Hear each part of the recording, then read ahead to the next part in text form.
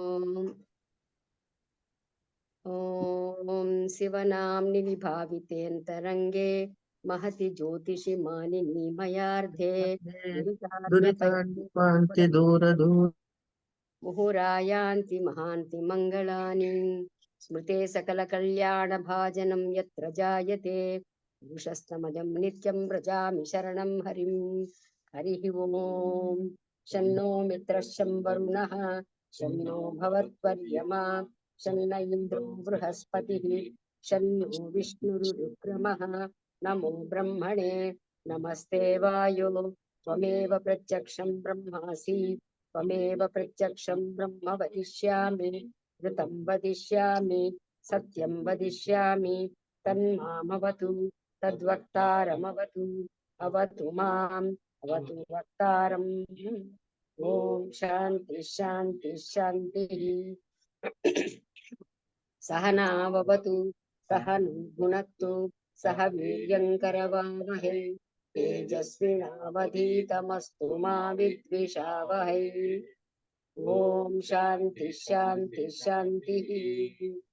यश्चन्दसा वृषभो विश्वरूपः छन्दोऽप्योऽजमृतात् सम्बभूव समेन्द्रो मेधया शृणोतु मृतस्य देवधारणं व्यासं शरीरं मे विचर्षणं जिह्वा मे मधुमत्तमा कर्णाभ्यां विश्रुवं ब्रह्मणः कोशोऽसि मेधया पिहितः सुतं मे गोपाय। ॐ शान्ति शान्ति शान्तिः। अहं वृक्षस्य रेरिव कीर्तिपृष्टङ्गिरेरिव ऊर्ध्वपवित्रो वाजिनीव स्वमृतमस्मि द्रविणगं सुवर्चसं सुमेधा अन्तोक्षितः इति त्रिशङ्कोर्वेदानुवचनम्। ॐ शान्ति शान्ति शान्तिः। पूर्णमदः पूर्णमिदं पूर्णात् पूर्णमुदच्यते पूर्णस्य पूर्णमेवावसाय पूर्णमेवावशिष्यते। ॐ शान्ति शान्ति शान्तिः। आप्यायन्तु ममाङ्गानि वाक्पाणिचक्षुश्रोत्रमधो बलमिन्द्रियाणि च सर्वाणि सर्वं ब्रह्मोपनिषदं माहं ब्रह्म निराकुर्याम् मा ब्रह्म निर्माकरोत् निराकरणमस्त्व निराकरणमे अस्तु तदात्मनि निरतेय उपनिषत्सु धर्माः ते मयि सन्तु ते मयि सन्तु। ॐ शान्ति शान्ति शान्तिः। वाङ्मे मनसि प्रतिष्ठिता मनो मे वाचि प्रतिष्ठितम् आविराविर्मयेधि वेदस्य माणी स्तः श्रुतं मे मा प्रहासीः अनेनाधीतेनाहोरात्रान् सन्दधामि ऋतं वदिष्यामि सत्यं वदिष्यामि तन्मामवतु तद्वक्तारमवतु अवतु माम् अवतु वक्तारम्। ॐ शान्ति शान्ति शान्तिः। ॐ भद्रं नो अभिवातय मनः ॐ शान्ति शान्ति शान्तिः। ॐ भद्रं कर्णेभिः शृणुयाम देवाः भद्रं पश्येमाक्षभिर्यजत्राः स्थिरैरङ्गैः सुष्ठुवागुंसस्तनूभिः यशेम देवहितं यदायुः स्वस्ति न इन्द्रो वृद्धश्रवाः स्वस्ति नः पूषा विश्ववेदाः स्वस्ति नस्तार्क्ष्यो अरिष्टनेमिः स्वस्ति नो बृहस्पतिर्ददातु। ॐ शान्ति शान्ति शान्तिः। ॐ नमो ब्रह्मादिभ्यो ब्रह्म विद्या संप्रदाय कर्तृभ्यो वंश ऋषिभ्यो नमो गुरुभ्यः सर्वोपप्रवर्हित प्रज्ञानगणः प्रत्यगर्भो ब्रह्मैवाहमस्मि अदीहि भूभगवः। सदाशिवसमारम्भां शङ्कराचार्य मध्यमाम् अस्मदाचार्यपर्यन्तां वन्दे गुरुपरम्पराम्। नारायणं पद्मभुवं वसिष्ठं शक्तिं च तत्पुत्रपराशरं च व्यासं शुकं गौडपदं महान्तं गोविन्दयोगेन्द्रमधास्य शिष्यं श्रीशङ्कराचार्यमधास्य पद्मपादं च हस्तामलकं च शिष्यं सन्तोटकं वार्तिककारमन्यान् अस्माद्गुरुं सन्ततमानतोऽस्मि। श्रुतिस्मृतिपुराणानाम् आलयं करुणालयं नमामि भगवत्पादं शङ्करं लोकशङ्करम्। यदविद्याविलासेन भूतभौतिकसृष्टयः तं नौमि परमात्मानं सच्चिदानन्दविग्रहं शङ्करं शङ्कराचार्यं केशवं बादरायणं सूत्रभाष्यकृतौ वन्दे भगवन्तौ पुनः पुनः। श्री दक्षिणामूर्तिस्तोत्रम् मौनव्याख्या प्रकटित परब्रह्म तत्त्वं युवानं परिशिष्टान्ते वसदृशिगणैरावृतं ब्रह्मनिष्ठैः आचार्येन्द्रं करकलितचिन्मुद्रमानन्दमूर्तिं स्वात्मा रामं जितवदनं दक्षिणामूर्तिपीठे विश्वं दर्पणदृश्यमाननगरी तुल्यं निजान्तर्गतं पश्यन्नात्मनि मायया बहिर्बोद्धुतं यथा निद्रया यः साक्षात् कुरुते प्रबोधसमये स्वात्मानमेवाद्वयं तस्मै श्रीगुरुमूर्तये नमः इदं श्रीदक्षिणामूर्तये बीजस्यान्तरिवां कुरो जगदिदं प्राङ्निर्विकल्पं पुनः माया कल्पितदेशकालकलना वैचित्रचित्रीकृतम् मायावीव विजृम्भयत्यपि महायोगी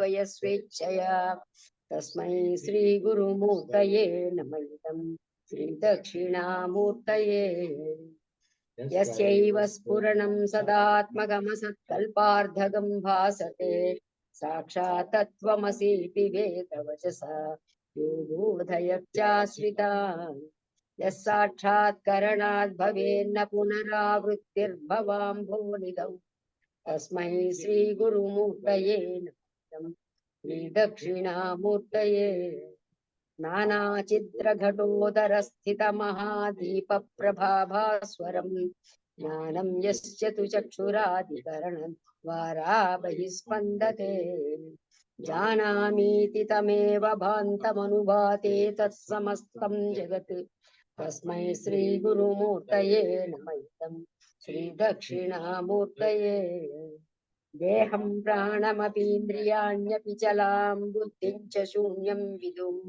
श्रीबालान्धजडोपमास्त्वहमिति भ्रान्ताभृशं वादिनः मायाशक्तिविलासकल्पितमहा व्यामोहसंहारिणे तस्मै श्रीगुरुमूर्तये नमः इदं श्रीदक्षिणामूर्तये राहुग्रस्तदिवाकरेण सदृशो माया समाच्छादनात् सन्मात्रः करणोपसंहरणत् सुषुप्तः पुमान् रागस्वाप्स्यमिति प्रबोधसमये यः प्रत्यभिज्ञायते तस्मै श्रीगुरुमूर्तये नमः इदं श्रीदक्षिणामूर्तये बाल्यादिष्वपि जाग्रदादिषु तथा सर्वास्वस्थास्वपि व्यावृत्ता स्वनुवर्तमानमानित्यन्तस्फुरन्तं सदा स्वात्मानं प्रकटीकरोति भजतां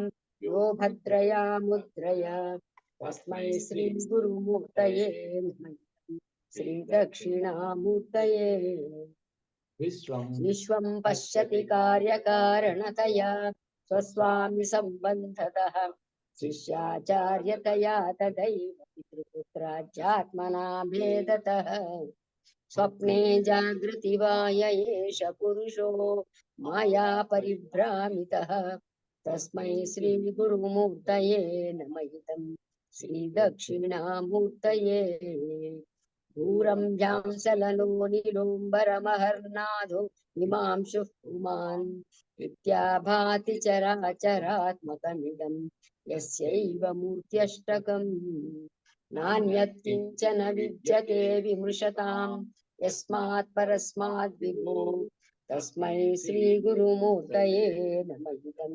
श्रीदक्षिणामूर्तये सर्वात्मत्वमिति स्फुटे कृतमिदं यस्मादमुष्मिं स्तवे तेनास्य श्रवणार्थदर्थमननात् ध्यानाच्च सङ्कीर्तनात् सर्वात्मत्वमहाविभूतिसहितं स्यादीश्वरत्वं स्वतः ते तत्पुनरश्चदा परिणतं चैश्वर्यमव्याहतम्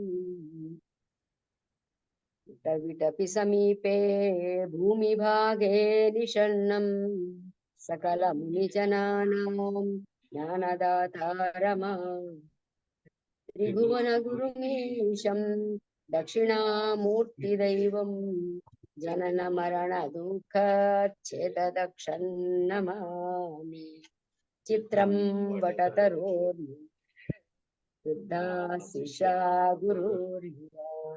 గురోస్తు మౌనం వ్యాఖ్యానం శిష్యాస్తు ఛిన్న సంశయః విధయే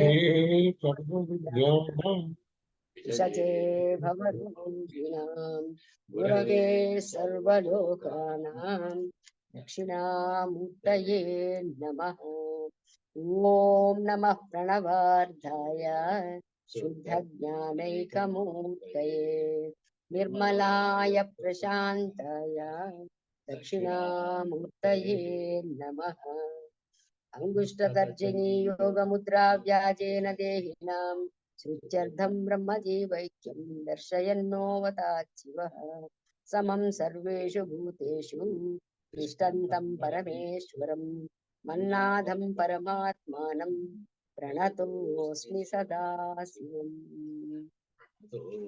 సదాశివం.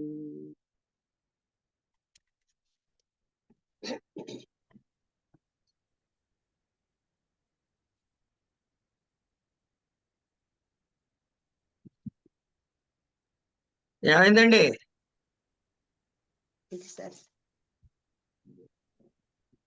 మీ మాట వినపడలే నాకు చివరిది. ప్రణతోస్మి సదాశివం వినిపిలేదా? అక్కడ దాకా వచ్చి అక్కడే వినపడలే నాకు. ఎందుకో బ్రేక్ వచ్చింది వాయిస్, అందుకని అడిగా ఏమైందండి అని. అవునా? పర్లే మళ్ళీ చదువుతాను. మీరు చదివేశారు కదా? చదివాను. అదే నాకు ఇక్కడ చిన్న సైజు బ్రేక్ వచ్చింది వాయిస్. సీత గారు మీకు వినిపించిందా? మేము కంప్లీట్ చేసాం గురుగారు.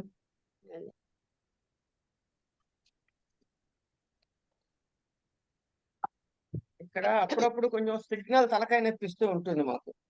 అవునండి, అన్ని చోట్ల అలాగే ఉంది గురుగారు.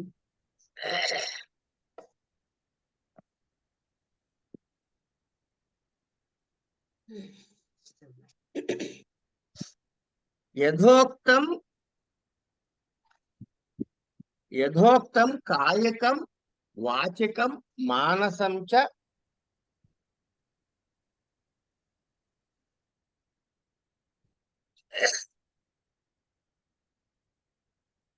తపః తప్తం నరైః సత్వాదిభేదేన కథం త్రివిధం భవతీత్యుచ్యతే.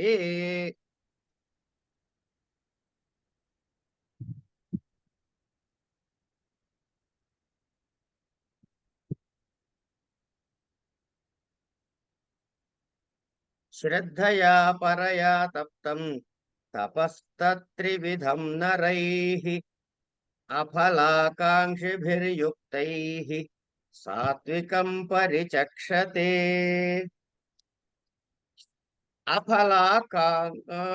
శ్రద్ధయా ఆస్తిక్య బుద్ధ్యా పరయా ప్రకృష్టయా తప్తం అనుష్ఠితం తపః తత్ ప్రకృతం త్రివిధం త్రిప్రకారం త్రిద్యధిష్టానం నరైః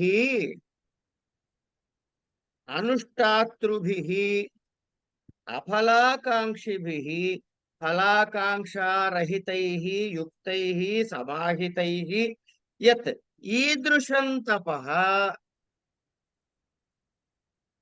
సాత్వికం సత్వనిర్వృత్తిం పరిచక్షతే.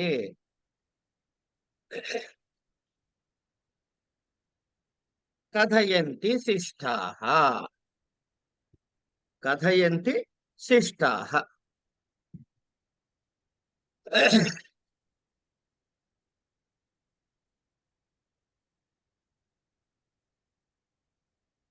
ఫలమునందు కోరిక లేకుండా సమాహితమైనటువంటి మనసు ఎవరికైతే, మనుషులకి అంటే అనుష్ఠానించేటటువంటి వాళ్ళు మనుషుల చేత అనుష్ఠించబడుతుందో, ఏమిటది?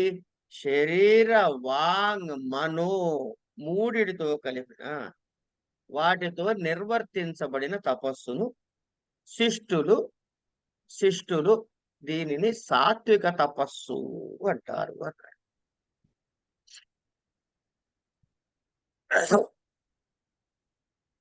అంటే శారీరక, వాచక, మానసిక ఈ 3 భేదాలు. ఇలా 3 భేదాలుగా తపస్సు చెప్పబడింది. ఈ తపస్సుకి సాత్విక, రాజస, తామస భేదాలతో మళ్ళీ 3 విధాలుగా ఉంటుంది. ఇగో ఇప్పుడేం చెబుతున్నాడు, శ్రద్ధయా అనే శ్లోకంతో మొదలెట్టి. అంటే ఆటోమేటిక్ ఏమవుతుంది, ఇంతవరకు 3 శ్లోకాలు చెప్పారుగా, ఇక్కడ కూడా 3 శ్లోకాల్లో సాత్వికం ఏమిటి, రాజసం ఏమిటి, తామసం ఏమిటి చెప్పబోతున్నారు.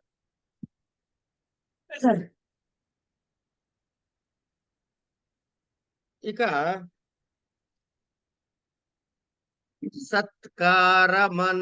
సత్కారమాన పూజార్థం తపోదంభేన చైవ యత్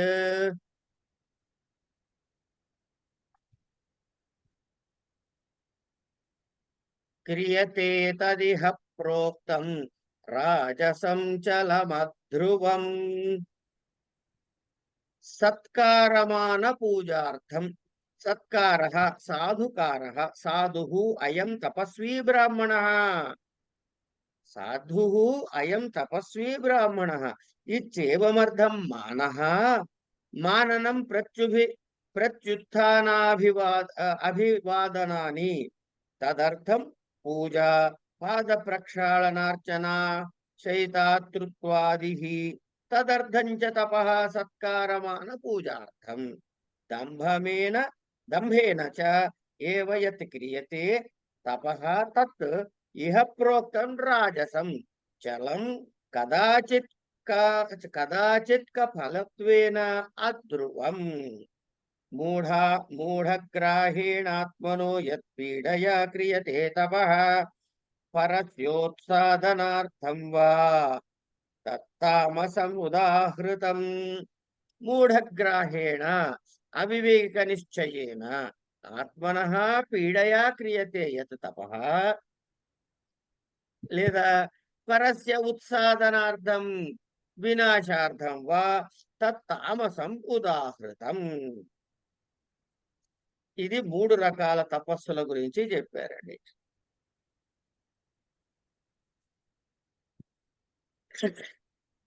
శారీరక, మానసిక, వాచిక ఈ తపస్సులు ఉత్కృష్టమైనవి.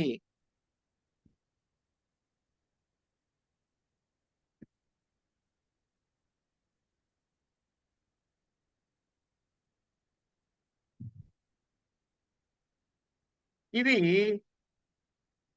ప్రామాణ్య శంక కళంకములు లేనటువంటివి. ఇది కరెక్ట్గా వీడు చేస్తున్న ఈ తపస్సు ఇలా చేస్తే సరిగ్గానే ఉందంటారా అనే శంక రాకూడదు. అప్రామాణ్య శంక కళంకం లేకుండా ఉండి ఆస్తిక్య బుద్ధి ప్రాధాన్యత. ఆస్తిక్య బుద్ధి కలిగి ఫలము యొక్క కోరిక లేకపోవుట మనం ఎక్కడ గమనించినా చివరికి వచ్చే మొదటి మాట సాత్వికము ఈజ్ ఈక్వల్ టు ఫలాపేక్ష రాహిత్యము. నేను ఒక చిన్న వర్డ్ చెప్తే ఈ మొత్తం భగవద్గీత అంతా ఒక ముక్కలోకి వచ్చేస్తుంది. 2 యోగాల్లో యోగ బుద్ధి, సాంఖ్య బుద్ధి అనే దానిలో యోగ బుద్ధిలో ఏమిటాయి అంటే ఈ మనకి ప్రధాని చెప్పిన దానిలో బాగా నాకు అర్థమై నాకు తోచింది ఏంటంటే, ఏమైనా చేసుకోపోమన్నాడు పాపం కృష్ణ పరమాత్మ. ఒకడిని ఇబ్బంది పెట్టద్దు, నెంబర్ 1. 2, నువ్వు ఏది చేసినా ఫలం ఆశించద్దు. ఒకడిని ఇబ్బంది పెట్టాలంటే అది కూడా ఫలమేగా.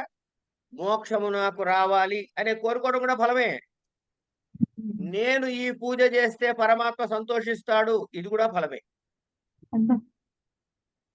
ఈ ముక్క కూడా మనకి చెప్పాడు ఇంత పూర్వం. ఇది నేను కొత్తగా చెప్పట్లే, ఆల్రెడీ చెప్పేశాడు. వీటిని కన్సాలిడేట్ చేస్తే 3 వాక్యాల్లో భగవద్గీత ఇన్ 3 words అని. సరే, అట్లా ఫలాపేక్ష లేకుండా. ఇంకోటి, సిద్ధిస్తుందా ఈ మంత్రం నేను చేస్తే చేయదా, సిద్ధించదా, ఇలాంటి శంకలు లేకుండా. అంటే సిద్ధి అసిద్ధులందు నిర్వికారై ఎవరైతే ఉంటారో ఆ అధికారి, ఆ మనిషి, ఆ వ్యక్తి అనుష్ఠించినటువంటి తపస్సు ఏదైతే ఉందో పెద్దలు ఏమంటారయ్యా అంటే దాన్ని సాత్విక తపస్సు అన్నారు అన్నాడు. దానిని పెద్దలు సాత్విక తపస్సు అని చెప్పారు. అయిన తర్వాత చెప్పు.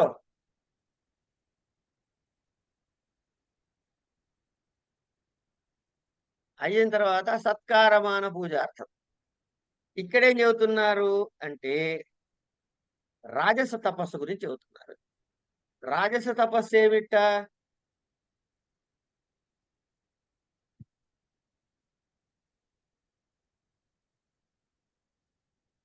ఈ రాజస తపస్సుని ఈ బ్రాహ్మణుడు చాలా గొప్పవాడండి.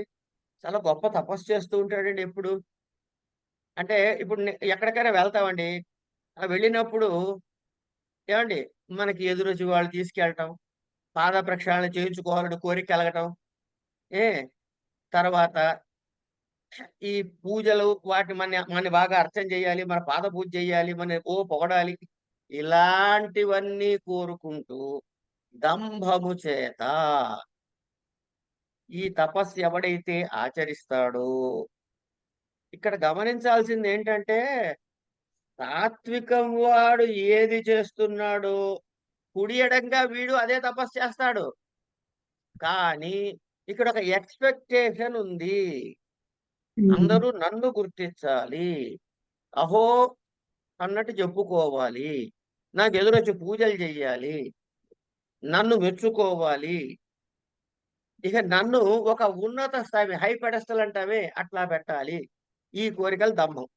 ఇలా ఎవరైతే తపం ఆచరిస్తారో ఇగో ఈ తపస్సుని రాజసము అంటారు. ఇది చలము. ఎందుకంటే ఒక్కొక్కప్పుడు ఫలితం ఇస్తుంది, ఒక్కొక్కప్పుడు ఫలితం ఇవ్వకపోవచ్చు. గ్యారంటీడ్ రిజల్ట్ కాదన్నమాట. కారణం ఎందుకు? వీడికి ఎక్స్పెక్టేషన్ ఉంది. కానీ వీడు చేస్తున్న తపస్సు మోడల్ ఏమిటి? సాత్విక మోడల్. కనుక వీడికి వాడికి ఉండేటటువంటి కాంబినేషన్ ప్యాక్ వల్ల ఇది జరుగుతుంది. ఇక మూడో వాడున్నాడండి. వీడెందుకు చేస్తాట? పరస్యోత్సాదనార్థం వా తత్తామసముదాహృతం మూఢగ్రాహేణాత్మనో యత్ పీడయా క్రియతే తపః. వీడు అత్యంత అవివేకి, మూఢుడు అనబడతాడు. మూఢగ్రాహేణ అవివేక నిశ్చయే ఆత్మనః పీడయా క్రియతే యస్తపః. వీడికి ఎంతసేపు కూడా వాడికి నేను చేస్తున్నాను అని తన శరీరాన్ని శ్రమ పెట్టైనా పీడ చేతనైనా తపము చేసేవాడు. అలాగే పరుల యొక్క వినాశం కోరుకుంటూ తపస్సు చేసేవాడు. ఇగో వీళ్ళందరూ కూడా తామస తపస్కులు. వీళ్ళందరూ తామస తపస్కులు అని చెప్పారు. అని చెప్పి ఇక్కడ ఏం చెబుతున్నారు? ఇట్లా ఈ ముగ్గురు గురించి చెప్పారు కదా.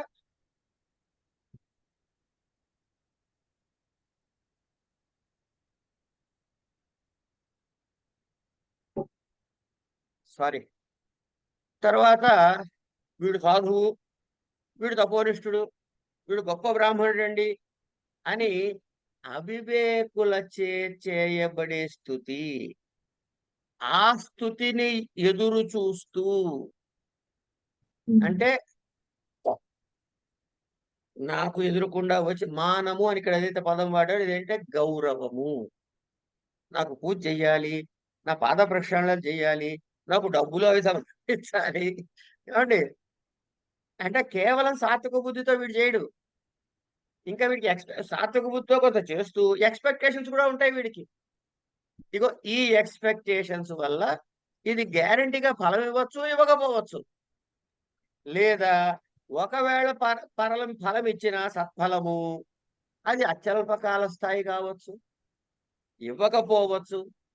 అందుకని అధ్రువం అన్నాడు ఆయన. అంటే గ్యారంటీ లేనిదయ్యా. కనుక ఈ ఊగిసలాటదంతా మనకెందుకు? కనుక ఊగిసలాట లేనటువంటి దాన్నే పట్టుకుందాము అని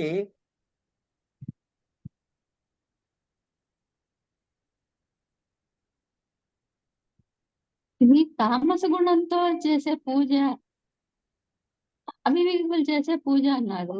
అంటే ఇలాంటి పూజకి అసలు ఫలితం కూడా ఇవ్వాలి అని అనిపిస్తుందండి భగవంతుడికి. అంటే ఎందుకు ఇవ్వదండి? నెగిటివ్ ఫలం అదే ఇవ్వద్దు. ఏమండి? నెగిటివ్ ఫలం ఇవ్వద్దా? అట్లా కరెక్ట్. అది అర్థం కాలే నాకు ఆ పాయింట్. యెస్. అయ్యా మనం చేసేవన్నీ తామస తపాలే కదా. ఇంక ఇప్పుడు అన్ని మన ఇంత గోడ మీద రాసి చూపిస్తున్నాడు కదండి. కాదు అన్ని ఫలాలే.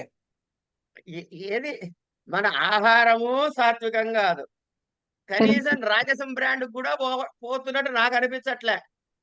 లేదు ఇదిగో ఇగో ఇవాళ కొంచెం ఏం చేస్తామంటే ఆ గోంగూర పచ్చట్లు కొంచెం మిరపకాయలు ఎక్కువ వేసి కొరుక్కునేందుకు ఇంకెక్కడ రాజసం సాత్వికం.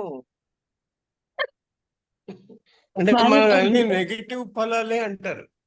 అంటే అనరు, ఇది తెలుసుకున్నా కానీ ఇప్పటి నుంచి వదిలించుకుందాం అంటాడు ఆయన.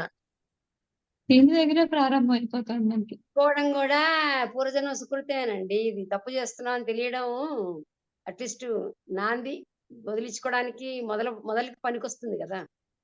అదే ఏమైతే ఇందులో చెప్పాడులే బాబు అని అదే వదిలేసేయండి.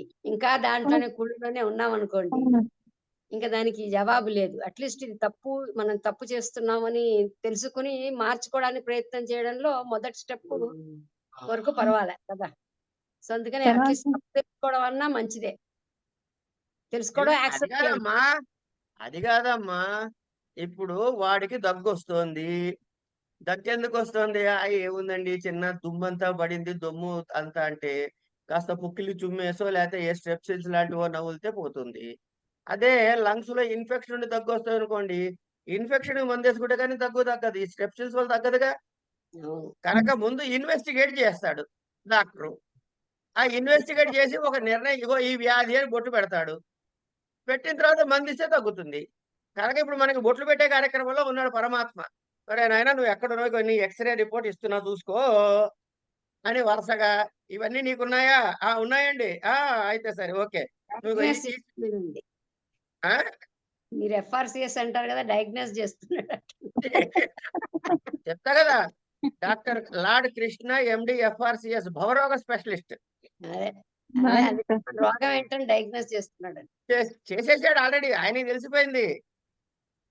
పైగా ఆయనకి ఇంత ఎక్విప్మెంట్ అక్కర్లే, ఇట్లా చూస్తే తెలిసిపోతుంది పాపం.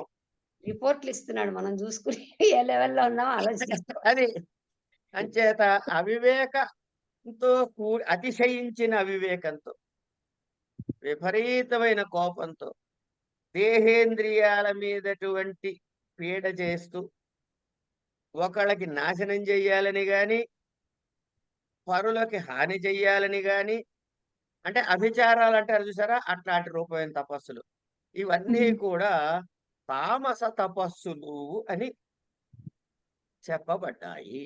ఈ విధంగా ఇక్కడ మాత్రం తపస్సులు తామసులు కాదేమో అంటే, ఎవరు నాశనం అవ్వాలని పూజ చేయమండి. అంటే శరీరాన్ని కష్టపెట్టుకోవటం అని కూడా ఒక క్లాజ్ ఉందమ్మా అక్కడ. ఓకే. 2 కండిషన్స్. అంటే మనం ఎక్కడ తప్పించుకుంటామో తామసం నుంచి అని, శరీరాన్ని తపస్సు బాగా శ్రమ పెడుతూ, అంటే ఇవాటి నుంచి నేను 40 రోజులు 50 రోజులు అన్నం తినకుండా తపస్సు చేస్తాను. ఎందుకురా నాయన, కొంచెం ఉపాధి చేయరా నాయన అంటాడు అనమాట పరమాత్మ. శరీరం సంగతి ఆలోచించకుండా చేసే పూజ. అది దేహ సంఘాతంతో దాన్ని ఇబ్బంది పెడుతూ చేసేటటువంటి పూజ ఏదైతే ఉందో, ఇగో వాటి తపస్సు, పూజ కాదు తపస్సు. పూజలో పూజ గురించి చెప్పేటప్పుడు తపస్సులో ఉన్నావు. ఇంకా తర్వాత ఇంకొకటి దానం ఉంది. దానం నెక్స్ట్ దానానికి వెళ్తాడు. అంతే, ఈ తపస్సు అయిపోయిందిగా. ఇదాని దాన భేద ఉచ్యతే. ఇదాని దాన భేద ఉచ్యతే. దాతవ్యమితి యద్దానం దీయతే అనుపకారిణే దేశే కాలే చ పాత్రే చ తద్దానం సాత్వికం స్మృతం. దాతవ్యం దాతవ్యం ఇత్యేవం మనః కృత్వా యద్దానం దీయతే అనుపకారిణే ప్రత్యుపకారా సమర్థాయ సమర్థాయాపి నిరపేక్షం దీయతే దేశే పుణ్యే కురుక్షేత్రాదో కాలే సంక్రాంత్యాదో పాత్రే షడంగవిత్ వేదపారగః ఇత్యాదౌ తత్తదానం తాత్వికం స్మృతం. యత్తు ప్రత్యుపకారార్థం ఫలముద్దిశ్య వా పునః దీయతే. ఇక్కడ చూడండి మళ్ళీ కోరిక వచ్చింది. వీడు చేసే దాని కూడా మళ్ళీ అదే టైపు, సాత్వికం టైపుకి. అంటే సాత్వికానికి రాజసానికి మధ్య సన్నటి తెర ఉంది. ఈ 4 అంశాల్లో కూడా మనం సరే చెప్పుకుందాం. ఎత్తు ప్రత్యుపకారార్థం ఫలముద్దిశ్య వా పునః దీయతే చ పరిక్లిష్టం తద్దానం రాజసం స్మృతం. ఎత్తు దానం ప్రత్యుపకారార్థం కాలేతు అయం మాం ప్రత్యుపకారం కరిష్యతి ఇత్యేవమర్థం. ఫలం వా అస్య దానస్య మే భవిష్యతి అదృష్టం ఇది తదుద్దిశ్య. ఇక్కడ చూడండి, ఇక్కడ అయిపోయింది, ఇక్కడే తేలిపోయింది. ఫలం వా అస్య దానస్య తు మే భవిష్యతి అదృష్టం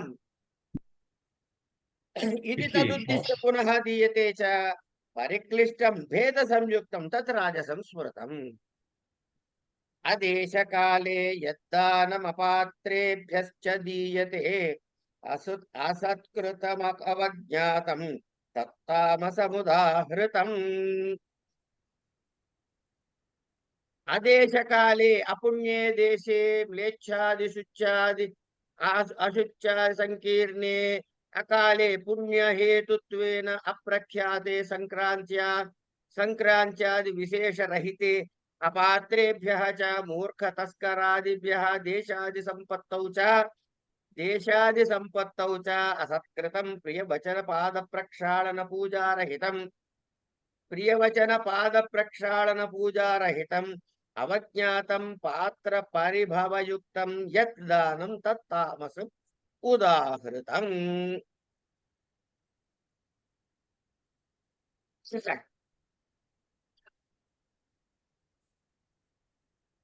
గమనించినట్లయితే ఈ సాత్విక రాజసాలకి మధ్య చాలా సన్నటి తెర పెట్టాడు. 1. 2, అదృష్ట ఫలాన్ని ఆశించి. అదృష్ట ఫలము అంటే ఏం లేదండి, కనపడనిది, అంటే దృష్ట ఫలము కానిది. ఈ దృష్ట ఫలము కానిది ఏమిటి అంటే స్వర్గాది లోకాల ఉండటము అనే కోరిక.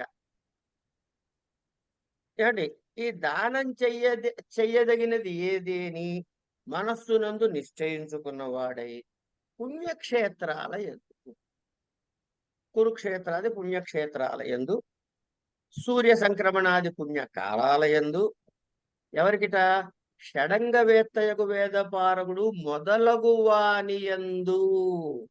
అంచేత వాళ్ళకే అనట్లేదు, అలాంటి వారికి ప్రత్యుపకారము చేయుటకు సామర్థ్యము లేని వాడి కొరకు, లేదా ప్రత్యుపకార సామర్థ్యం ఉన్నవాడైనా వాడి వల్ల నాకు ప్రత్యుపకారం జరగాలనే అపేక్ష లేకుండా ఎవడైతే దానం చేస్తాడో ఇగో ఆ దానాన్ని సాత్విక దానం అన్నాడు. ఇక రెండోదేమిటి, ఆ సమయం ప్రాప్తిచ్చినప్పుడు, ఎప్పుడు ఇందాక చెప్పినట్టు కురుక్షేత్రాది క్షేత్రాల్లో, ఇందాక చెప్పినటువంటి సంక్రాంత్యాది కాలాల్లో, ఇందాక చెప్పినటువంటి ఆ షడ్గుణ వేదపారకులైనటువంటి వారు ఇత్యాదులకి ప్రత్యుపకారం వీడు నాకు మళ్ళీ చేస్తాడు అను, లేదా వీడు నా దగ్గర నుంచి నేను ప్రత్యుపకారం అపేక్షించు, లేదా ఈ దానం చేయడం వల్ల నాకు ఇక ఫలానా అదృష్టం సంభవిస్తుంది. ఏమండి, అక్కడ ఎవరో యజ్ఞం చేస్తున్నారటండి, వాళ్ళకి మనం ఒక 100 గ్రాములు నెయ్యి ఇచ్చామనుకోండి, వాళ్ళు 40 రోజులు 50 రోజులు చేస్తూ ఉంటాడు హోమం, ఆయన పాపం 100 గ్రాములు నెయ్యి ఇస్తే ఆ చేసిన యజ్ఞం చూసారా, దానిలో మనకు కూడా భాగం వస్తుందండి అంటాడు. పాపం సత్యజీవుడు ఆయన చేస్తున్నాడా, మనం 100 గ్రాముల నెయ్యితో మనకు 3 పంజం రావాలి. ఇది మన ప్రోగ్రాం. ఇగో ఇది నెయ్యి ఇవ్వడం తప్ప కాదు, కొన్ని పుణ్యకార్యానికి ఇవ్వడం తప్ప కాదు, ఆయనకు అర్హత లేదా తీసుకునేందుకు ఉంది, అది ఇచ్చే సమయమైనా కరెక్టే. కాలము దేశము సరిపోయింది, తీసుకునే గ్రహీత కూడా అర్హుడు, అన్ని బాగానే ఉన్నాయి. కానీ నువ్వు ఎందుకు చేస్తున్నావు అంటే నాకు పుణ్యం వస్తుంది, ఒక 100 గ్రాముల పుణ్యమో, లేకపోతే ఆయన చేసే తపస్సులో ఏమండి కర్త కారయిత చేయవ ప్రేరక చానుమానత చత్వారణ సమభాగిన అన్నారు కనుక నాకు 100 గ్రాముల నెయ్యికి కూడా ఆయనకి ఎంత పుణ్యం వస్తే నాకు అంతే పుణ్యం రావాలి. ఇది ఇగో అసలు కనుక మనం 100 గ్రామ్స్ ఆఫ్ నెయ్యి ఈజ్ ఈక్వల్ టు ఆయన మొత్తం తపస్సు. ఇగో ఇది రాజస దానము అని చెప్పాడు. ఇక తామసానికి వస్తే ఏ దేశ కాలాలు పట్టించుకోకుండా పనికిరాని వాళ్ళతో, అశుచితో ఉండే వారితో, అశుచి అయినటువంటి సంకీర్ణమైనటువంటి అపుణ్య దేశాలు అంటే పాప ప్రదేశాల్లో పుణ్యహేతుగా ప్రఖ్యాతి పొందినటువంటి సంక్రాంతులందు కాకుండా, అంటే విశేష కాలములలో కాకుండా, మూర్ఖులకి, దొంగలకి, ఏమండి ఇట్లాంటి వాళ్ళకి ఒకవేళ ఇట్లాంటి వాళ్ళకి ఒకవేళ పుణ్యక్షేత్రంలో సంక్రాంతి సత్కాలముల ఎందే అయినప్పటికీ కూడా అనుకుందాం కాదు అంటే వాళ్ళు చెప్తున్నావు అది కదా, అప్పుడు కూడా ప్రియవచన రహితముగా రావయ్యా ఎంతసేపు అక్కడ నుంచుంటావు, నీకు ఇస్తారా, ఇగో తీసుకుపో. ఏమిటిది? ప్రియవచన రహితము. ఇచ్చాడా ఇవ్వలేదా? ఇచ్చాడు. కాలం బాగుందా? బాగుంది. దేశం బాగుందా? బాగుంది. ఎక్కడిచ్చాడు వాడు? కాశీ క్షేత్రంలోనే ఇచ్చాడు. ఆ రోజు ఏమిటి? ఏదో మకర సంక్రాంతి, సంతోషం. ఉన్నవాడు వచ్చాడా? ఇచ్చాడు. వాడికి తీసుకునే అర్హత ఉందా? ఉంది. ఎట్లా ఇచ్చాడు? ప్రియవచన రహితముగా. వాడికి పాద ప్రక్షాళన చెయ్యలేదు, పూజ చెయ్యలేదు, అర్చించలేదు, తిరస్కార భావంతో. అది ఇక్కడ ముఖ్యం. ఎవడైతే దానం ఆచరిస్తాడో ఇగో ఆ దానాన్ని తామస దానము అని చెబుతామయ్యా అంటాడు. ఏమండి అంటే శాస్త్రములో చెప్పుతున్నది గనక ఇది ఇవ్వవలసినదే. ఇదన్నమాట ప్రధానం.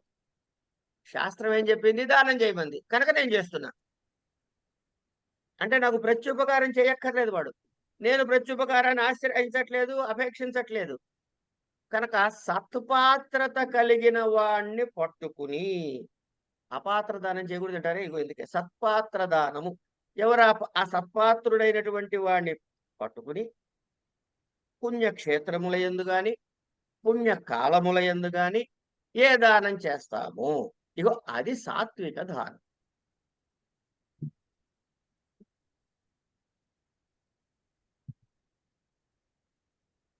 అంటే ఫలాపేక్ష లేకుండా, ఫలాపేక్ష లేకుండా ఏది చేసినా, ఏమండి ఎంత చిన్న దానము చేసినా ఆ దానానికి సాత్విక అది చాలా గొప్పదా.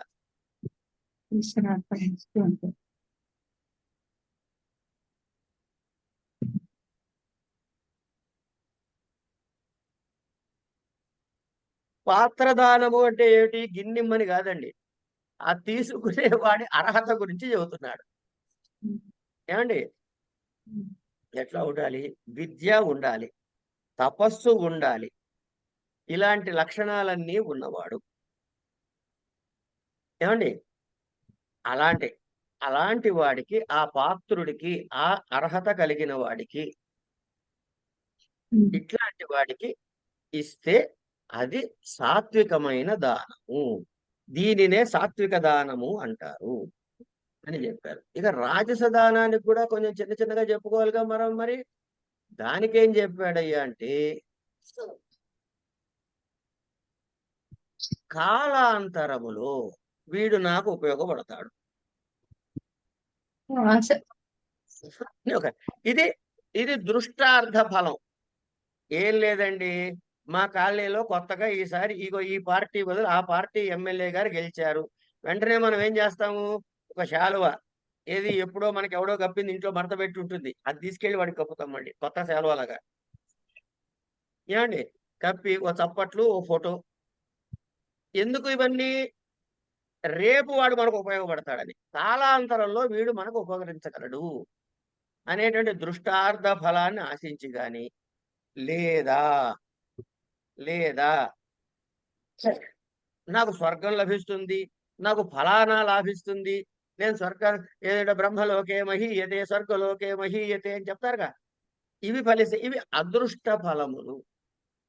ఈ అదృష్ట ఫలములు ఎప్పుడు ప్రాప్తిస్తాయి? శరీర పతనానంతరం ప్రాప్తిస్తాయి అంటారు కొందరు.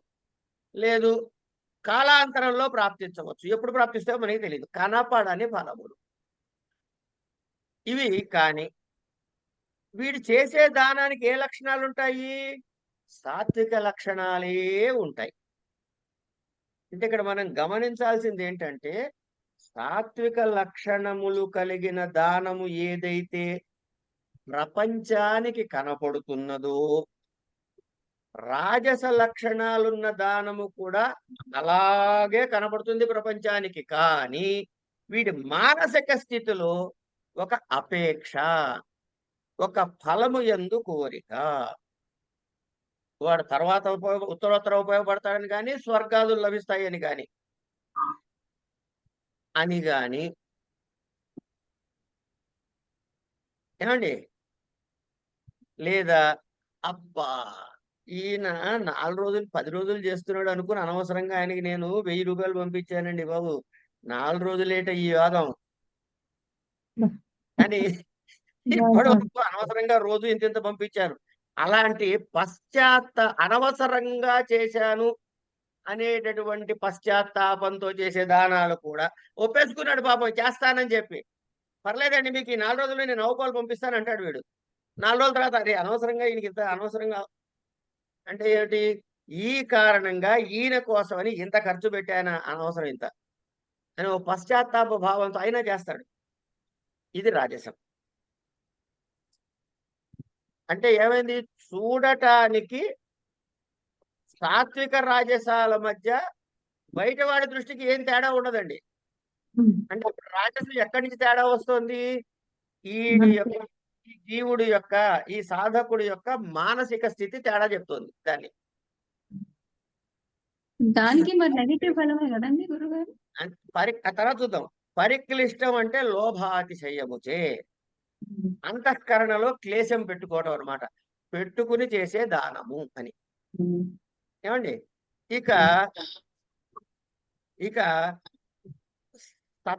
స్వతహాగా కాని, దుర్జనుల యొక్క సావాసము చేత గాని, పాపహేతువైనటువంటి అచుచి స్థానముల్లో గాని, లేదా పుణ్యహేతువైన అప్రసిద్ధమైన ఏదో ఆ కాలమునందు కాని, అశౌచమునందు గాని, విద్యా వగైరా లేనటువంటి వారికి గాని, అంటే నటబిటాదుల కొరకు గాని ఏ దానం ఇయ్యబడుతుందో, అంటే దేశ కాల పాత్రత అనే సంపత్తిని గమనించకుండా చేసే దానాలు. లేదా మళ్ళీ లేదా దేశకాల పాత్ర సంపత్తి ఉన్నప్పటికీ, ఏమండి, ఆ ఇచ్చేటప్పుడు ప్రియ భాషణ, పాద ప్రక్షాళనాది పూజాది సత్కారాలు చెయ్యటము ఇవేమీ లేకుండా వచ్చిన వాణ్ణి పరాభవించే పద్ధతిలో ఏ దానం చేయబడుతుందో, ఎంతసేపు అండి మీరు అక్కడ కూర్చుంటారు? రండి ఇక్కడ ఇస్తున్నాంగా. ఇప్పుడు ఆయన అవమానించినట్ల? పాప ఆయన పండితుడు, మహాపండితుడు వచ్చి కూర్చున్నాడు. మేము ఇక్కడ మడి కట్టుకున్నాం, ఇంకా తర్వాత మాకు బోల్డు కార్యక్రమం ఉంది, అలా అటు ఇటు కబుర్లుగా తర్వాత చెప్పుకుంటారు, రండి. పరాభవించినట్టే. ఇలా చేసే దానము తప్పకుండా వెళ్ళి తామస దానంలో కూర్చుంటుందయ్యా అని స్పష్టపరిచేశాడు మనకి పరమాత్మ. ఎన్ని క్లాసులు ఉన్నాయి? ఏమండి, ఎన్నో క్లాసులు ఉన్నాయండి. ఏమండి, ఇలా ఈ దానాల గురించి చెప్పేసి ఇప్పుడు తర్వాత ఏం చెబుతాట? ఇప్పుడు ఒక ప్రశ్న వేయచ్చా గురుగారు? నేను వెయ్యకపోతేనే భయపడాలి నేను.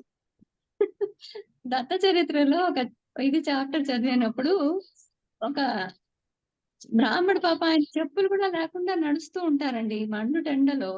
సో, ఆయనకి హెల్ప్ చేయాలనే బుద్ధితో ఒక చెప్పులు కుట్టేవాడు ఆ చెప్పులు ఆయన ఏది తీసుకోరనమాట. అలాంటి ఆయనకి అక్కడ ఆయన నడిచే దారిలో పెట్టేసి వెళ్ళిపోతారు. కానీ ఆయన మండుటెండలో నడుస్తూ ఉంటారు. ఆ రోజు ఎండ విపరీతంగా ఉంటుంది. వేసేసుకుంటారు. అది తర్వాత మీకు తెలిసే ఉంటుంది కదా! నాకేం తెలియదు, మీరు చెప్పండి. అది మళ్ళీ వచ్చే జన్మలో అతను ఆ ఇప్పుడు చెప్పులు ఇప్పుడు కుట్టేవాడు. నాకు తెలుసు, అవును అన్నాను అనుకోండి. రేపు హ్మ్. పొద్దున్న ఇది ఎవరో పాపం ఇంకో పుణ్యాత్ములు ఈ వీడియో చూస్తుంటే, అరే ఈయన తెలుసు అని చెప్పాడు అనవసరంగా కథ మనకి తెలియలేదు అనుకోవచ్చు. అందుకని చెప్పండి కథ అంతా. అని ఆయన కొడుకై పుడతాడనమాట. ఈ చెప్పులు కుట్టేవానికి. ఆ రుణం తీరబోగానే ఆయన వెళ్ళిపోతారు. ఆ చెప్పులు తీసుకున్నారు. అది ఎలాంటి దానం కిందకొస్తుందంటారు? అసలు వాడు దానం ఎక్కడ చేసి ఇప్పుడు ఇప్పుడు హ్మ్. మీరు చెప్పిన కథలో ఆ హ్మ్. చెప్పులు పెట్టిన వాడికి ఏ ఫలితం వచ్చిందో చెప్పారా? అది నాకర్థం కాలేదు అందుకని. ఆయన ఇంకా వేసుకోవడం తప్ప, పెట్టడం తప్ప. తప్పొప్పులు మాట్లాడొద్దు మనం. తప్పొప్పుల గురించి హ్మ్. మాట్లాడే హ్మ్. ఇక్కడ మీరు చెప్పిన కథలో ఇద్దరు పాత్రలున్నారు. ఒకడు చెప్పులు అక్కడ పెట్టినవాడు. 2 అవి వేసుకున్నవాడు. హ్మ్. మనం భగవద్గీతలో ప్రస్తుతం మనం చెప్పుకుంటున్న స్థాయి ఏమిటి? దానము చేసిన వాడి లక్షణాల గురించి. హ్మ్. అందుకని దాన ప్రతిగ్రహీత గురించి మాట్లాడుకోవట్లే. ఆ! ఓకే. అంటే ఇప్పుడు ఆయనకి ఏదో ఒక్క నిమిషం. ఒక చెప్పండి. ఇప్పుడు మీరు చెప్పిన కథలో చెప్పులు పెట్టిన వాడి తర్వాత హ్మ్. తీసుకున్న వాడి యొక్క ఎఫెక్ట్ మాట్లాడారు. అవునండి. వాడు లాభం పొందాడు కాబట్టి రుణాన్ని తీర్చుకోవటానికి ఆయన కడుపులో పుట్టాడు. హ్మ్. రుణానుబంధ రూపేణ పశుపత్ని సుతాయ రుణక్షయే క్షయం యాంతి కాతత్ర పరివేదన అని మనకి చెప్తారు కదా పెద్దలు. హ్మ్. అందుకని చెప్పులేసుకుని ఆనందం పొందాడు కాబట్టి ఆయనకి మళ్ళీ ఆనందించడానికి కొడుకుగా పుట్టాడు. ఆ రుణం తీరిపోగానే తను సర్దుకున్నాడు. దానికి ఈ కథలకి లెక్క లేదు. సరే. యజ్ఞదాన తపః ప్రభృతీనాం సాద్గుణ్యకరణాయ అయం ఉపదేశः ఉచ్యతే. హ్మ్.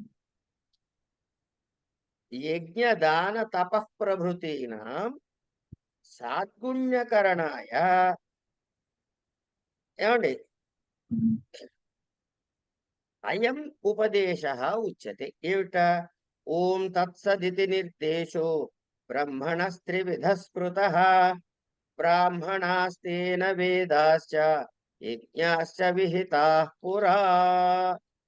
ఓం తత్ సత్ ఇత్యేషః నిర్దేశः.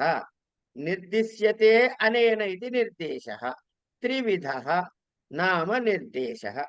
బ్రాహ్మణः స్మృతः చింతితः వేదాంతేషు బ్రహ్మవిద్భిః బ్రాహ్మణాः తేన నిర్దేశేన త్రివిధేన వేదాశ్చ యజ్ఞాశ్చ విహితాः నిర్మితాः పురా పూర్వం ఇతి నిర్దేశస్తు ఇత్యర్థ అర్థం ఉచ్యతే.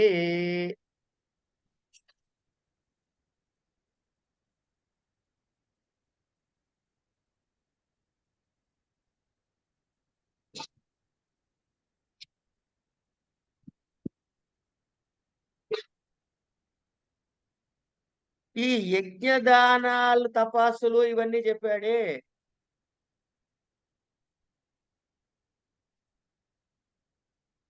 వీటి సాద్గుణ్యము అంటే వాటి గుణకరములుగా అవటానికి.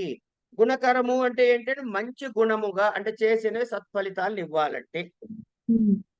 చేసినవి ఈ యజ్ఞ దాన తపస్సులు ఇవన్నీ ఏవైతే ఇప్పుడు చెప్పుకున్నావో ఈ 4 వెరైటీలు, హ్మ్. ఇవి మంచి ఫలితములు సద్గుణములు కలగజేయాలంటే ఏం చెయ్యాలంటే ఓం తత్ సత్ అని ఉపదేశం చేస్తున్నాడు. ఓం తత్ సత్ అనే నిర్దేశము, నిర్దేశ్యతే అనే నేతి నిర్దేశ అని చెప్పాడు ఆయన.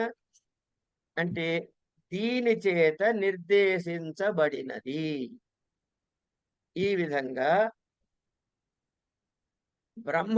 బ్రహ్మము యొక్క ఈ నామ నిర్దేశము వేదాంతులు అంటే బ్రహ్మవేత్తలు, బ్రహ్మజ్ఞానము కలిగిన వారు వారి చేత ఊహించబడినది. ఏమిటది?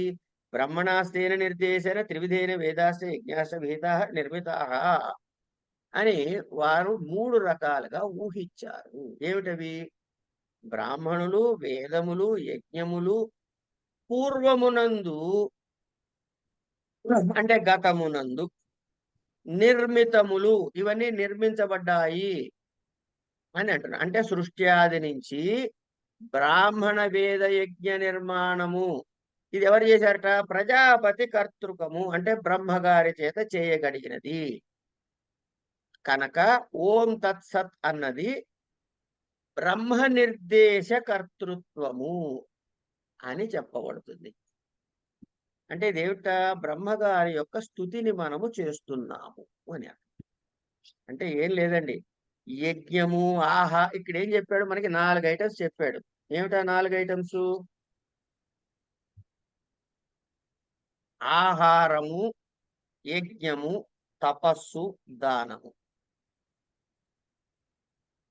ఆహారము, యజ్ఞము, తపస్సు, దానము చెప్పి వీడికి మళ్ళీ సాత్విక, రాజస, తామస అనే 3 విధాలు చెప్పాడు. ఈ సాత్వికమైన ఆహార యజ్ఞ తపోదానాలు మాత్రమే గ్రాహ్యములని, ఇలాగే కనపడుతున్న అపేక్ష వలన రాజసము గాని, కూడనివి చేయటం వల్ల తామసము గాని, కనుక రాజస తామస ఆహారములు, రాజస తామస యజ్ఞములు, రాజస తామస తపస్సులు, రాజస తామస దానములు. ఏమండి? ఇవి అగ్రాహ్యములు అని చెప్పాడు. ఏమండి?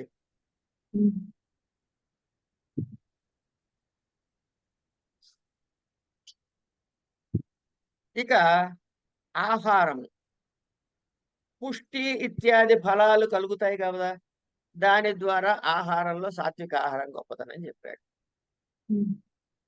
ఏమండి? పుణ్యపాప విశేషాల్లో ఫలం ఉన్నదా లేదా అనే శంక లేకుండా యజ్ఞ తపోదానాలన్నిట్లో కూడా అదృష్ట ఫలాలు గాని చెప్పబడాయి. కనుక ఏమైంది ఇక్కడ? అనుష్ఠాతలయు ఎటువంటి ప్రమాదాలకైనా లోనయ్యి కోరిక పుట్టుకున్నట్లయితే, కోరికతో చేసినట్లయితే వాడికి పుణ్యము లభించదు, పాపము. వాడికి పుణ్యం లభిస్తుందో పాపం లభిస్తుందో ఆ ఫలాన్ని అనుభవిస్తాడు, కానీ వాడికి సాత్విక లక్షణాలు చెప్పబడలేదు. కనుక మరి ఏం చెయ్యాలి? వీడికి ఆనర్ధక్యం ప్రాప్తం అవుతుంది. సాత్వికం అయితే సంతోషమే, కానీ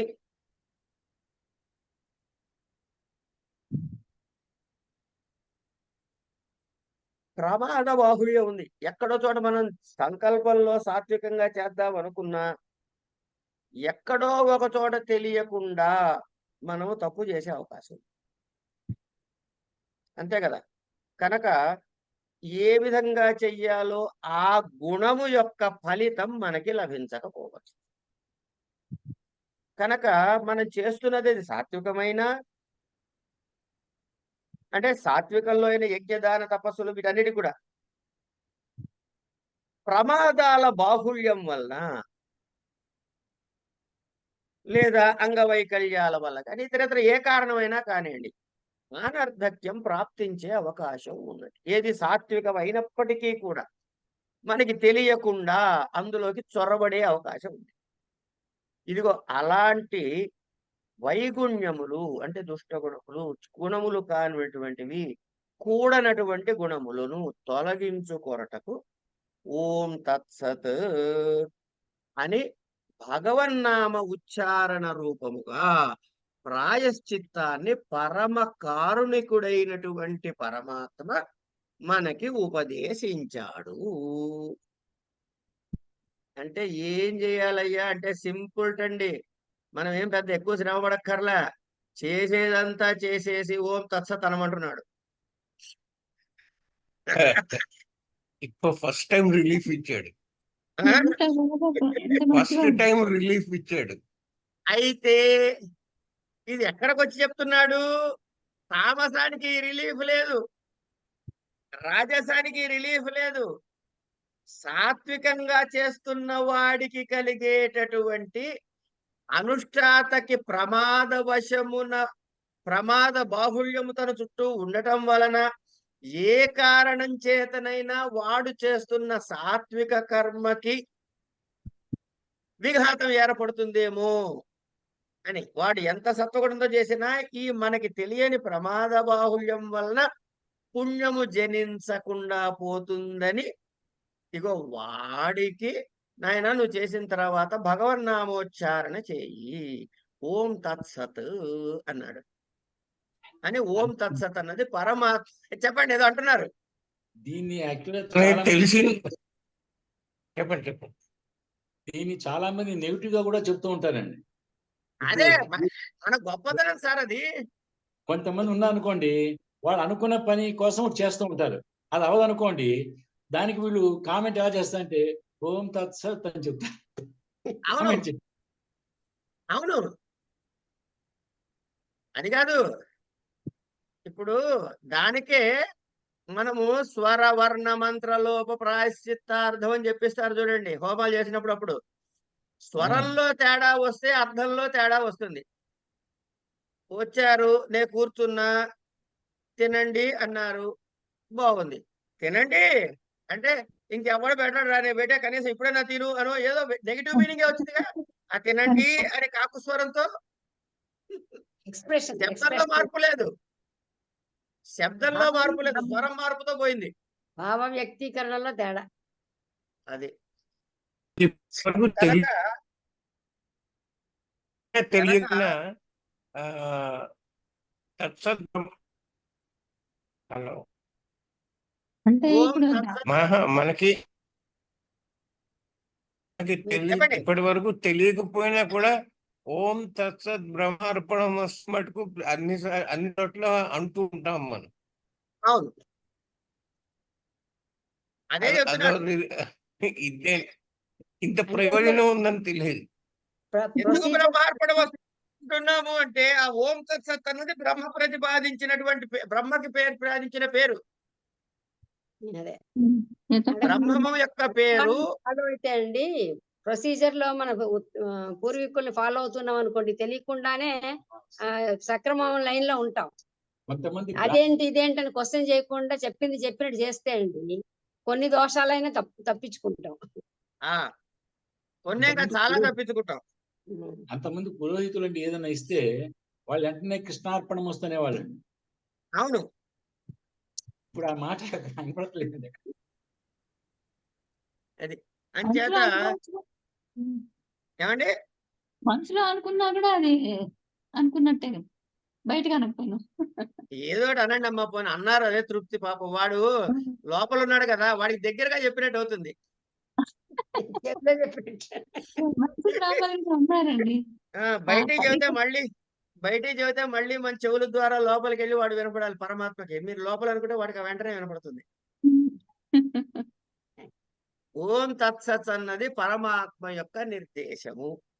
అంటే ఏమిటి? ఆయన పేరుగా ప్రకటించబడినది. ఓం తత్సత్ అన్నది బ్రహ్మకి పెట్టిన పేరు. ఇందులో ఏముంది? 3 అవయవాలు ఉన్నాయి అని వేదాంతులు చెబుతారు. ఏంటి? ఓం తత్సత్ అనేది పరమాత్మ నామము. ఇది స్మరించటము చాలా ప్రధానము కనుక ఇది విధిగా మనకి కల్పించబడినది. అంటే తెలిసో తెలియకో లటక్కమని అనేయడమే. ఏ జయరా ఓం తత్సత్ బ్రహ్మార్పణం వస్తూ అది.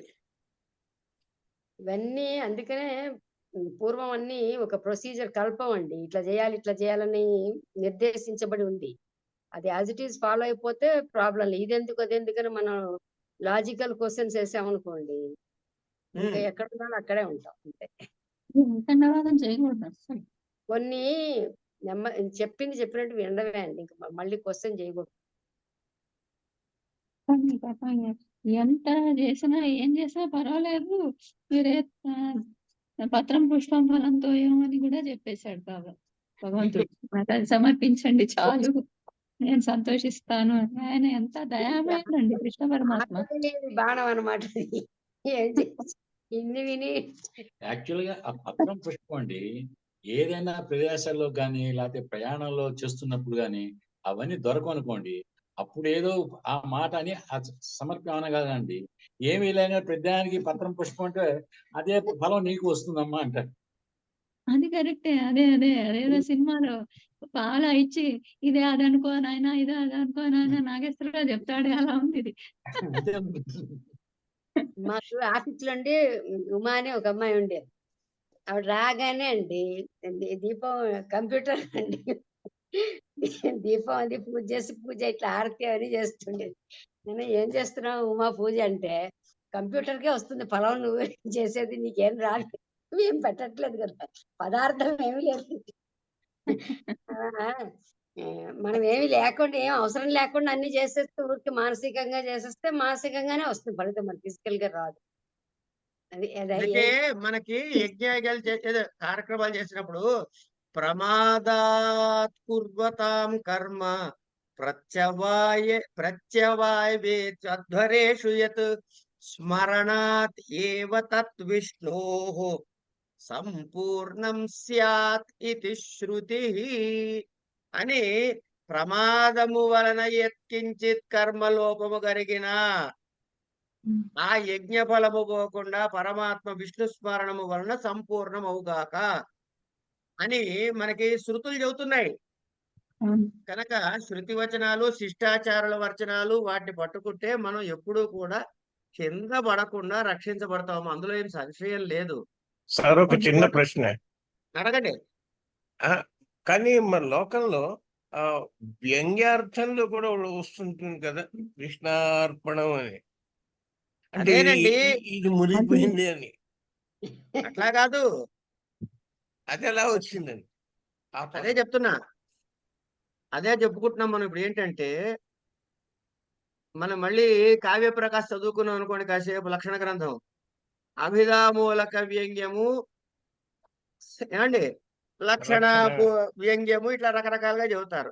అంటే శబ్ద వ్యంగ్యము, అభిధాపూర్వక అంటే శబ్ద వ్యంగ్యం, అర్థపూర్వకమైన వ్యంగ్యం మళ్ళీ ఉంటుంది. శబ్దపూర్వకమైన ఎట్లా అభిధామూలకం ఎట్లా తెలుసుకుంటుంది? ఏమండి, రామార్జునులు కొట్టుకుంటున్నారు అన్నాడు అనుకోండి, రాముడు ఏమన్నా త్రేతాయుగం వాడు, అర్జునుడు ఏమన్నా ద్వాపర యుగం, వీళ్ళిద్దరు ఎట్లా కొట్టుకుంటారు అంటే, రామ శబ్దానికి రాముడు, శ్రీరాముడు, పరశురాముడు ఇట్లా ముగ్గురున్నారు, బలరాముడు ఉన్నారు. ఏమండి, అర్జున శబ్దానికో పాండవ మధ్యుడైన అర్జునుడు ఉన్నాడు, కార్తవీర్య అర్జునుడు ఉన్నాడు. కనుక కాంబినేషన్ ఎక్కడ సరిపోతుంది? పరశురాముడికి ఆ కార్తవీర్యారుడికి సరిపోతుంది కాబట్టి వాళ్ళిద్దరు కొట్టుకున్నారు, సరిపోయింది. కనుక శబ్దంలో దోషం లేదు అక్కడ. అర్థం శబ్దాన్ని బట్టి కరెక్ట్గా ఉంది, మనకి వ్యంగ్యం అర్థం అవుతుంది. ఇట్లాగా కూడా తిన్నావా వస్తావా అన్నాడు అనుకోండి, అక్కడ అర్థమూలకంగా వ్యంగ్యం వచ్చింది. ఎట్లా ఈ కృష్ణ మనకి చాలా మటుకు మంచి చెప్పిన దానివల్ల చెడుకి ట్రాన్స్లేట్ చేసుకోవటంలో మనని మించిన గొప్పవాళ్ళు ఈ భూప్రపంచంలో లేరండి. సమస్య లేదు అందులో. మన గొప్పతనం మనం తెలుసుకోవట్లేదు అంతే. మన గొప్పతనం మనం తెలుసుకోవటం లేదు, ఏది చెప్పినా. ఏమండి, అందుకే అప్పుడప్పుడు సరదాగా మా ఫ్రెండ్స్ తోటి వాళ్ళతో వీళ్ళతో అంటూ ఉంటా, అంటే ఇది నవ్వులాడకి చెప్పుకున్న మాట అండి, నిజం అనుకున్నారు. రే మహానుభావులు రా వాళ్ళు, రంధ్రాన్వేషణ తత్పరాయ నమో నమః అంటూ ఉంటా. అంటే వాడు ఎంతసేపు రంధ్రాన్వేషణే వాడి పని. అవును. ఏది చెప్పండి అందులో తప్పేటనే తూతాడు ఫస్ట్. నెగటివ్ థాట్స్ తో వాడిని మనం ఏం చేయలేము. అందుకే పరమాత్మ ఏం చెప్పాడు, మన పాత చాప్టర్స్ లో చెప్పాడు. వాడు అడుగుతున్నా పూర్వపక్షి, ఏమో నీ దగ్గరికి వచ్చిన వాడిని నువ్వు రక్షిస్తావా, రాని వాడిని రక్షించవా అంటే నీకేమున్నాయి? రాగద్వేషాలు ఉన్నట్లు లెక్క. ఎస్ఆర్ నో చెప్పు ఫస్ట్ నాకు అన్నాడు కృష్ణుని పట్టుకుని. ఆయన అన్నాడు, అరే నాయన నువ్వు పిచ్చోళ్ళ ఉన్నావురా బాబు. ఏదండి, చిన్నప్పుడు ఇలాంటి ప్రయోగాలు వింటుండేవాళ్ళం. కొంచెం పెద్దవాళ్ళు అన్నారు, వీడికి ఇస్తే కృష్ణార్పణమే అంటారు. అది చాలా విశేషంగా వాడతారు, ఏం మొహమాటమేం లేదు అందులో. అంటే ఇప్పుడు ఇలాంటి ప్రయోగాలు ఇప్పుడు ఈ మధ్య తగ్గాయి, కానీ భలే అనేవారు, వీడికి ఇస్తే కృష్ణార్పణమే అని. అసలు అయితే ఇవ్వక్కర్లేదండి. కొన్ని పిలిస్తేనే అయితే ఇక్కడ అయిపోయింది. చిన్న విషయం ఉందండి.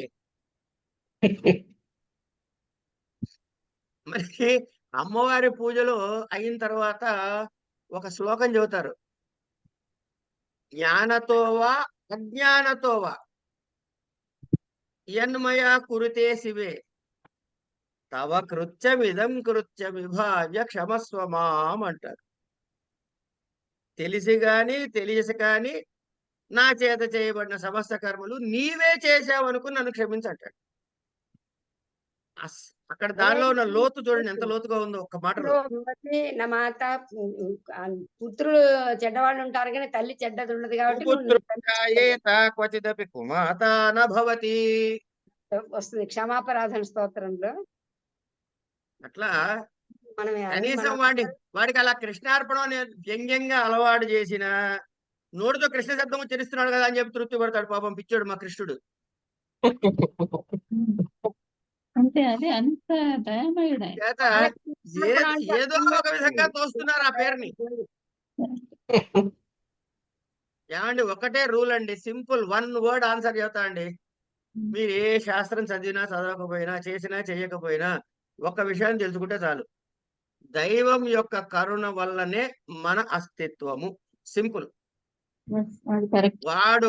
వాడి కారుణ్యమే మన అస్తిత్వము. వాడు గనక కారుణ్యం లేకపోతే మనం చేసే పనులన్నిటికీ కూడాను ఇక్కడే నిలబెట్టి వాడు శిక్షలు వేయాలి. నేను చేత పరమాత్మ అందరినీ చల్లగా కాపాడుగాక. ఓం తత్సత్ బ్రహ్మార్పణం వస్తు. ధన్యవాదాలు.